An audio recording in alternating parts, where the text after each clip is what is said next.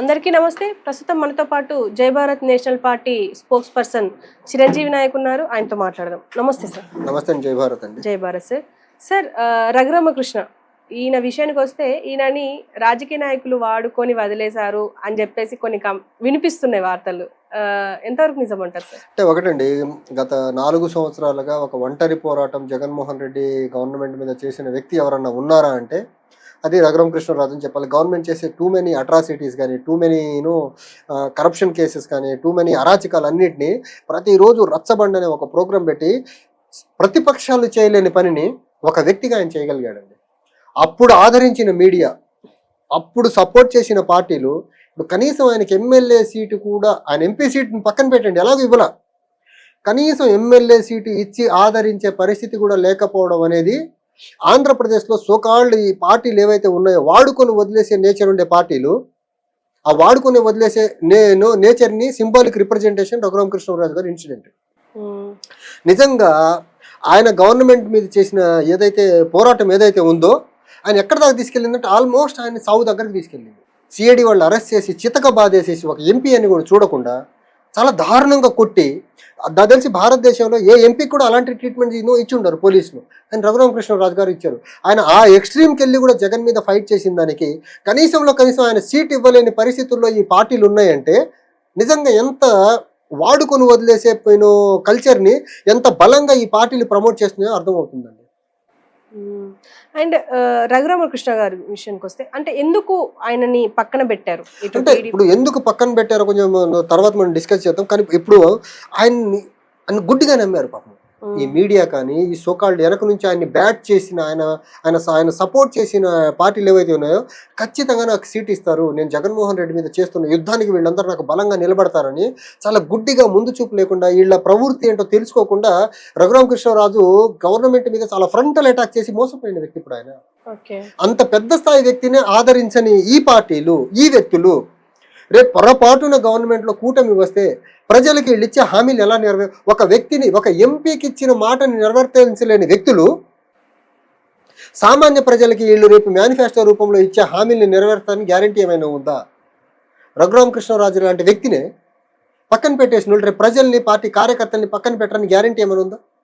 వీళ్ళు పార్టీలు, ఏ పార్టీ అన్న ఆంధ్రప్రదేశ్లో ఉన్న పార్టీలు ఏవైతే ఉన్నా వీళ్ళు స్వలాభాలు చూసుకుంటారు తప్ప వీళ్ళకి అండగా నిలబడ్డ ఓటర్ల కోసము, వీళ్ళకి అండగా నిలబడ్డ వ్యక్తుల కోసము, వీళ్ళకి అండగా నిలబడ్డ వర్గాల కోసము నిలబడరు అనే దానికి బెస్ట్ ఎగ్జాంపుల్ రఘురామకృష్ణరాజు గారికి ఆంధ్రప్రదేశ్లో. ఓకే. అండ్ ఈ రఘురామకృష్ణ గారిని అంటే ఫస్ట్ బీజేపీ అన్నారు, తర్వాత జనసేన అన్నారు, టీడీపీ నుంచి, అంటే ఈ మూడిట్లకి ఏదో ఒకటి వస్తుంది అని చెప్పేసి ఆ మధ్య వార్తలు బాగా వినిపించినాయి. అంటే ప్రతి పార్టీ ఆయనని వెనుపడి పొడిచింది అనుకోవచ్చు. ఇప్పుడు రఘురామకృష్ణరాజు గారు తాడేపల్లిగూడెం కూటమి మీటింగ్ లో నుంచొని వీళ్ళ ప్రజెన్స్ లోనే చెప్తున్నా, నేను కూటమి నుంచి పోటీ చేస్తా, ఏ పార్టీ నుంచి అనేది కూటమికి ఆ సీట్ ఎవరు తీసుకుంటే అక్కడ నుంచి పోటీ చేస్తానని చెప్పారు ఆయన. అది చెప్పినప్పుడు వీళ్ళ మనసులో వేరేది ఉండి ఉంటే ఆయన చెప్పిన వెంటనే ఇమీడియట్ గా వీళ్ళు మాట్లాడారు కదా, అక్కడన్నా రఘురామకృష్ణరాజు గారికి మేము టికెట్ ఇవ్వలేమని చెప్పి ఉండాల్సింది కదా. పాపం ఆయన వేరే దారులు చూసుకునేవారు. వీళ్ళ మీద గుడ్డిగా నమ్మకం పెట్టుకొని ఆయన ఎంపీ సీట్ని కోల్పోవాల్సిన పరిస్థితి వచ్చింది. ఆయన ఆల్మోస్ట్ ఇంకా ఎలాంటి సిచ్యువేషన్ అంటే దాన్ని ఏమంటారు, ఒక నైరాశ్యంలోకి వెళ్ళిపోయారు. ఆయన టికెట్ లేదని నైరాశ్యంలోకి వెళ్ళిపోయి ఆయన కామ్గా ఉండకుండా ఆయన ప్రయత్నాలు ఆయన చేస్తూనే ఉంటున్నారు. ఆయన పోరాటం జగన్మోహన్ రెడ్డి మీద చేస్తూనే ఉన్నాడు. పాపం నిజంగా ఆయన ధైర్యాన్ని మెచ్చుకోవాలి మనం. ఒక పక్క నియంత్రణతో పోరాడుతున్నాడు, ఇంకో పక్క కూటమి నుంచి టికెట్ తెచ్చుకునే దాంట్లో ఈ మోసగాళ్లతో పోరాడుతున్నాడు. ఒక పక్క మోసగాళ్ళు, ఇంకో పక్క నియంత్రణతో పోరాడుతున్న వ్యక్తి ఈరోజు రఘురామకృష్ణరాజు గారు. నిజంగా సాధారణ ప్రతిపక్షాలను చెప్పుకోబడే పార్టీలు చేయలేని పని ఆయన చేశాడు.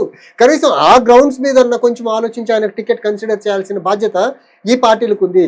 కన్సిడర్ చెయ్యట్లేదు అంటే వీళ్ళు వాడుకొని వదిలేసే దానికి సిద్ధపడ్డారని అర్థమవుతా ఉంది ఇక్కడ. అంటే ఇప్పుడు నెక్స్ట్ రఘురామకృష్ణ గారు రాజకీయ వైరాగ్యంలోకి వెళ్తున్నారు అని చెప్పేసి వినిపిస్తుంది. ఇది ఎంతవరకు అంటే ఇప్పుడు ఖచ్చితంగా ఉంటది కదండి. ఇప్పుడు ఆయన ఉన్న సీట్ ని పళంగా సీట్ రాకుండా అయిపోయారు. అదే జగన్మోహన్ రెడ్డి చేసే అకృత్యాలు, అరాచకాలు ఆయన బయట పెట్టకుండా జగన్మోహన్ రెడ్డికి అగనిస్ట్కి వెళ్లకుండా ఉంటే ఆయన సీట్కి ఎలాంటి ఢోకా లేదు కదా. రఘురామకృష్ణరాజు జగన్మోహన్ రెడ్డికి అగనిస్ట్కి వెళ్ళాడని రఘురామకృష్ణరాజు బీజేపీ మీద ఒత్తిడి తీసుకొచ్చి మరీ సీటు దక్కకుండా చేశాడు. ఇప్పుడు జగన్మోహన్ రెడ్డికి వ్యతిరేకంగా వెళ్ళాడని సీటు దక్కకుండా జగన్మోహన్ రెడ్డి గారు చేయగలిగితే వీళ్ళ కోసం నిలబడ్డాడు అనేసి టీడీపీ, జనసేనలు ఫీల్ అయ్యి కనీసము బీజేపీని పొత్తులో ఒప్పించి ఆ సీటు రఘురామకృష్ణరాజు వచ్చేలా చేయాలి కదా. ఒక శత్రువు అని ఫీల్ అయిన జగన్మోహన్ రెడ్డి సీటు రాకుండా చేస్తే మీరు మిత్రుడిగా ఫీల్ అయిన మీరు కనీసం ఆయనకి కనీసం ఎంపీ సీట్ వచ్చేలా చేయాలి కదా. చేయట్లేదంటే ఏమని అర్థమవుతుంది, వీళ్ళు వాడుకొని వదిలేశారు. కనీసం బయట ఎక్కడ రఘురామకృష్ణరాజుని పిలిపించుకొని మాట్లాడుతున్న దాఖలాలు కూడా లేవు.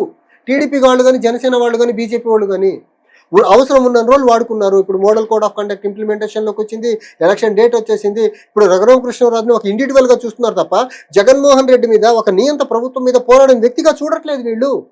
అండ్ జనసేనలోకి నుంచి టికెట్ ఇస్తారు అని చెప్పేసి టీడీపీ అధినేత చంద్రబాబు నాయుడు గారే ఒకసారి అన్నారు. అంటే ఇప్పుడు జనసేన నుంచి ఇవ్వడం ఏంది? ఇప్పుడు మీ పార్టీకి ప్లస్ అయ్యేలా జగన్మోహన్ రెడ్డి మీద ఒక ప్రతిపక్ష నాయకుడి పాత్ర పోషించిన రఘురామకృష్ణరాజు గారిని మీ పార్టీ నుంచి ఇవ్వచ్చు కదా మీరు టికెట్. మీ పార్టీ నుంచి ఇవ్వకుండా వేరే పార్టీ ఇస్తే మీరు ఎలా చెప్తారు? అసలు ఆ పార్టీలో టికెట్లు ఎవరికి ఇవ్వాలో మీరు డిసైడ్ చేస్తారా? మీరు టీడీపీ పార్టీ అధ్యక్షులు కదా, జనసేన పార్టీ అధ్యక్షులు కాదు కదా. జనసేనలో ఎవరికి టికెట్ ఇస్తారు మీరు ఎలా చెప్తారు? అసలు టీడీపీలో టికెట్ ఎవరికి ఇవ్వాలో మీరు డిసైడ్ చేస్తారు. మీరు ఇవ్వాల్సిన టికెట్ ఇవ్వకుండా వేరే పార్టీ ఇస్తాను వాళ్ళ మీద నెట్టేయడం ఎంతవరకు correct? Okay sir, thank you అండి.